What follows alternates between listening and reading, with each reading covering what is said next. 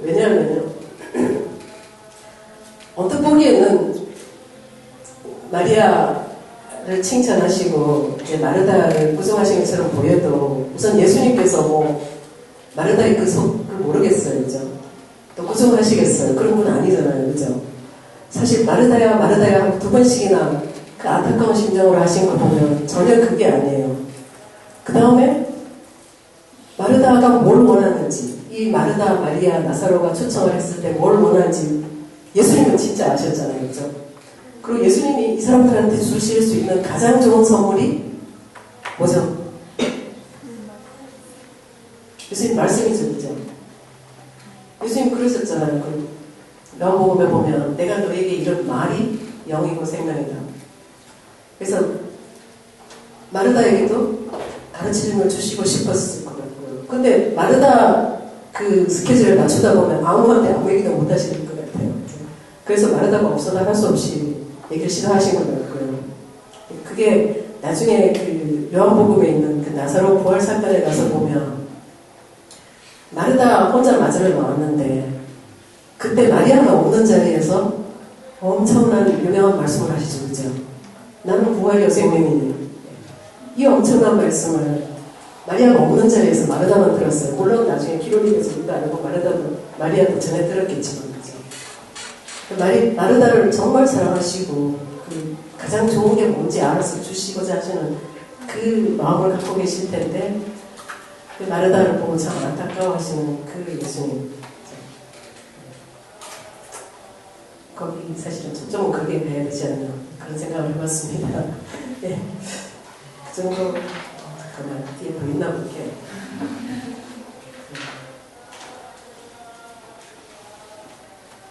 그리고 제가 하고 싶은 얘기는 사실 거의 다 한 것 같고요. 제 자신이 진정으로 원하는 것을 제가 하지 못하는 그런 황당한 제 모습, 그걸 전에는 그런 저 인줄도 모르고 있었던 사실. 그게 참 그렇습니다. 이걸로 일단 마치자.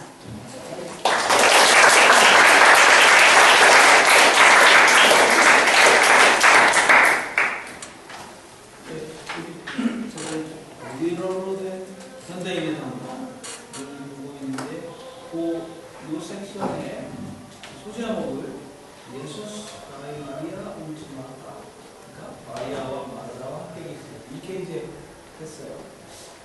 근데 저는 조금 이 제목을 잘못 준비하는가 그런 생각이 조금 듭니다.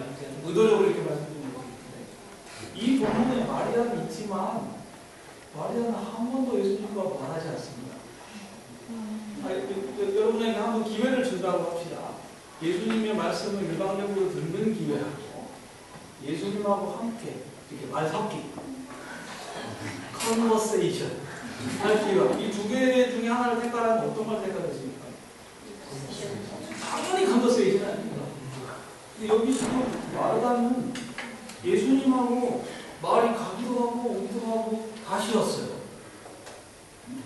거기다가 아까 말씀하신 것처럼 마르다야 마르다야 이렇게 두 번 마르다야 이렇게 두 번 부르는 게 성경인 거를 좀 의미가 있다고 그러거든요.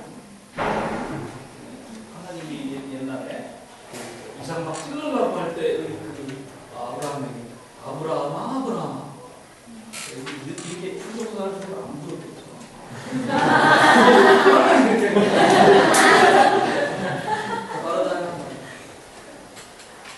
이건 사실은 아까 제가 말씀드린 것처럼 결혼하고 나서 한참 있다가 결국 내가 누군가 해주는 밥을 얻어먹고 사는 사람이구나. 그래서 밥 해주는 사람에 대한 큰 고마움이 있어야 된다는 사실을 조금씩 알게 되는 상황입니다. 이 본문이 저한테는 마르다 본문으로 보이기 시작했습니다. 아니 마리아는 한 말도 안 했나? 앉아있었군요. 근데 마르다 이야기를 합니다. 그 이야기도 가만히 여기 분위기를 보시면 굉장히 예수님보다 살가워요. 이게 무슨 그 대중 앞에서 마르다야 이렇게 하는 게 아니고 이렇게 옆에서 쭉 치면서 이렇게 하는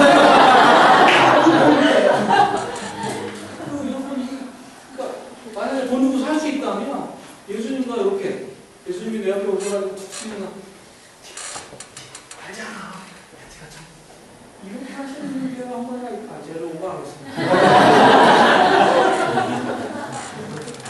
네, 안녕하세요. 저 처음 보신 분들 많죠? 네. 저는 경영경제학부에서 작년 가학기부터 하나님께서 갑자기 던지셔서 여러분에게 어카운팅을 갖고 있는 어카운팅으로 괴롭히고 있는 나치원이라고 합니다.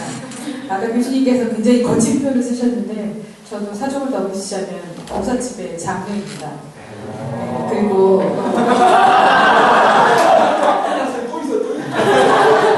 그리고 또 한 가지 덧붙이자면 현재 저랑 저에게 갈비뼈를 제공한 사람이 목회자이자 선교사로 지금 있는 사람이라서 저는 사실은 마르다의 입장을 너무나도 잘 이해하고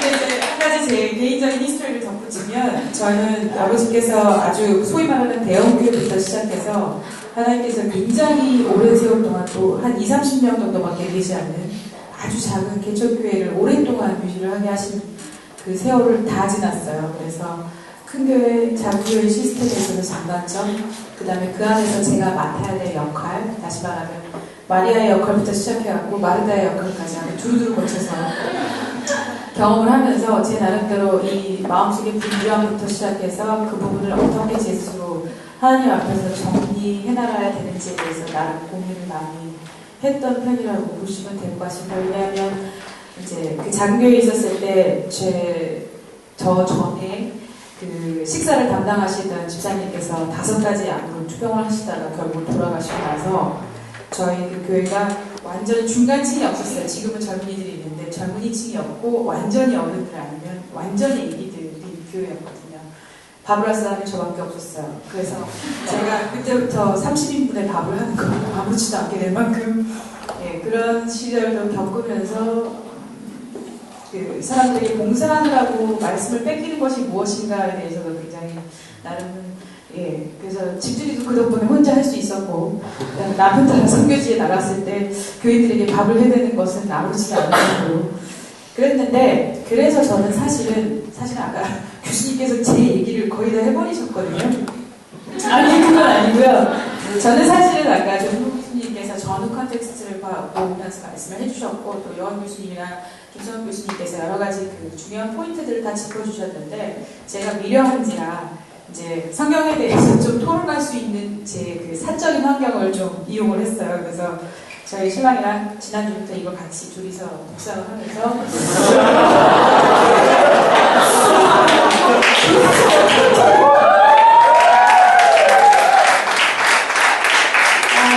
그래서 교수님들이 말씀하신 중요한 포인트하고 비슷하면서도 조금 약간 다른 시점에서 여러분에게 제 해석을 말씀드려볼까 합니다. 저는 사실은 아까 교수님께서 말씀하신 것처럼 예수님이랑 계속 커뮤니케이션을 하고 있었고 예수님으로부터 직접 다이렉션을 받았던 거는 마르다라는 점에 시선이 꽂혔어요, 사실은. 그리고 실제로 마리아가 예수님하고 대화한 적은 없었을 뿐더러 마리아가 어떤 구체적인 신앙의 액션을 보인 것은 나중에 그 나사로가 살아나는 이후에 다시 그 집에 모였을 때였다는 점에 주목을 해서 저는 오히려 거꾸로 생각하기를 마리아가 보인 행동이 믿음에 있어서 우월한 행위라기보다는 오히려 각각 마리아나 나사로나 마르다의 세 사람의 각각의 믿음의 현재 상태 그리고 그 믿음의 진행에 따라서 예수님께서 세 사람에게 각각 자기의 일을 각각 다르게 하도록 허락하신 그 상황에 저는 주목을 하고 싶어요. 그래서 맨 처음에 보시면 마르다 같은 경우에 처음에 이제 예수님을 영접하고 그리고 여러분 요한복음 11장에도 보시면 아시겠지만 예수님께 청했을 때 예수님께서 오신다는 소식을 듣자마자 버선바로 뛰어다니는 것은 마르다였고요. 반응을 먼저 보인 건 마르다였고요. 그리고 그 덕분에 예수님이랑 계속 대화를 하면서 예수님께서 마르다에게 어떤 점을 계속 지적해 주시고 가장 중요한 진리를 고백하게 만드신 것도 마르다였어요. 그죠? 그리고 마지막에 12장에 나사로가 다시 살아난 다음에 마르다를 보시면 여전히 마르다는 일을 하고 있지만 그때는 불평을 하진 않아요.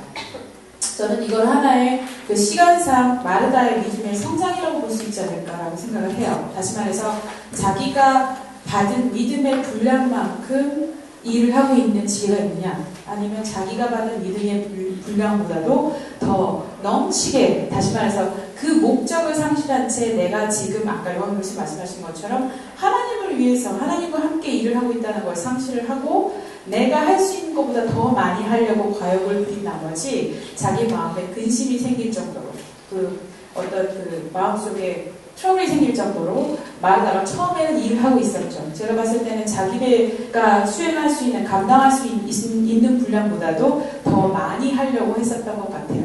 그리고 예수님께서도 말씀하시기를 여기에 네가 여러 가지로 염려하고 근심하나라고 얘기하셨는데, 제가 이제 알아본 그 사적인 정보로부터 원어적인 의미를 봤더니 이 근심의, 염려의 의미는 사도 바울이나 예수 그리스도께서 너희는 염려하지 말라라고 하신 그 염려랑 어원이 같다고 하시더라고요. 다시 말해서 자기가 자기 믿음의 분량에 있어서 마땅히 받아들이고 수긍해야 될 그 분량을 넘어서서 자기가 더 지나치게, 도가 지나치게 어떤 염려하고 하는 부분에 대해서 얘기를 한다고 하더라고요. 그래서 이 부분이 되게 중요하다고 생각을 했었어요. 그리고 이제 시선을 조금 돌려서 마리아 쪽으로 가보면, 마리아가 왜 처음에 예수님의 발치에 앉아 있을 수 있도록 처음에는 예수님이든 마리아든 허락을 했을까, 마르다든 허락을 했을까라는 사실에 주목을 했었어요. 그리고 그 뒤에 예수님과 커뮤니케이션 혹은 예수님께서 오신 것에 대한 반응, 그리고 저도 잘 모르지만 언어적 의미에서 예수님께 그러니까 똑같이 마르다랑 똑같이 마리아도 예수님께서 가셨으면 내 오라비가 죽지 아니하겠나이다라고 얘기하는 그 문장에서 원어적 의미로는 마르다 같은 경우에는 죽었다라는 현실 자체를 인지하고 있고, 마리아는 죽었다가 아니라 내 오라비라는 말에 강조점이 더 있다고 얘기를 하더라고요. 그래서 그 말은 마리아는 그 상태까지만 해도 여전히 마르다가 예수님의 소식을 듣고 움직이고 예수님이랑 대화를 하고 있을 때 마리아는 여전히 스테이 하고 있었고 앉아 있었고 예수님께는 자기의 감정이 먼저 발산이 되었던 그런 상태가 아니었을까라고 해석을 할 수 있다고 생각을 해요. 근데 마리아가 나사로의 죽음과 다시 살아남을 본 다음에는, 그리고 그 가운데 무슨 일이 있었는지는 제가 잘 모르지만, 마리아가 그 나사로가 살아난 다음에 예수님과 함께 다시 모였을 때, 그때는 비로소 행위를 해요. 자기의 믿음에 맞는 어떤 고백적인 행위, 다시 말해서 향유를 붓고 눈물을 쏟고 예수님의 발을 닦는. 그래서 예수님께서 해석해 주시기를 이거는 내 죽음에 대해서 얘기를 하는 것이다 라고 얘기하셨을 정도의 그 행위를 그때사 마리아는 하고 있어요. 그리고 마지막으로 나사로에게 눈을 돌려보면, 물론 교수님께서 말씀하신 좀 포인트는 벗어나지만, 나사로 같은 경우에는 그 옆에 그냥 앉아 있었다고 얘기를 했고, 본문 뒤에 가보면, 요한복음 뒤쪽에 가보면 나사로로 인해서 많은 사람들이 그 소식을 듣고 예수님을 믿었다고 얘기를 하고 있어요. 다시 말해서 나사로는 예수님 옆에 앉아 있는 것 자체만으로도 자기 일을 하고 있는 게 되는 상황인 것 같아요. 그래서 저는 어떻게 생각을 했냐면, 마리아와 마리다의 그 얘기를 행함이냐 아니면 그 말씀에 대한 경청 혹은 은혜에 대한 것으로 대립구도로 얘기하는 것이 저희가 봤을 때 지나친 저희 위주의 해석이 아닐까라는 생각을 해봤고, 그리고 오히려 예수님께서는 오히려 저희가 보기에 감탄스러울 정도로 마르다하고 마리아하고 나사로 각각의 사람의 그 믿음의 레벨, 그리고 믿음이 성장하는 그 수준, 그리고 속도에 맞춰서 그때그때마다 맞는 다이렉션을 하고 계셨다는 생각을 하게 됐어요.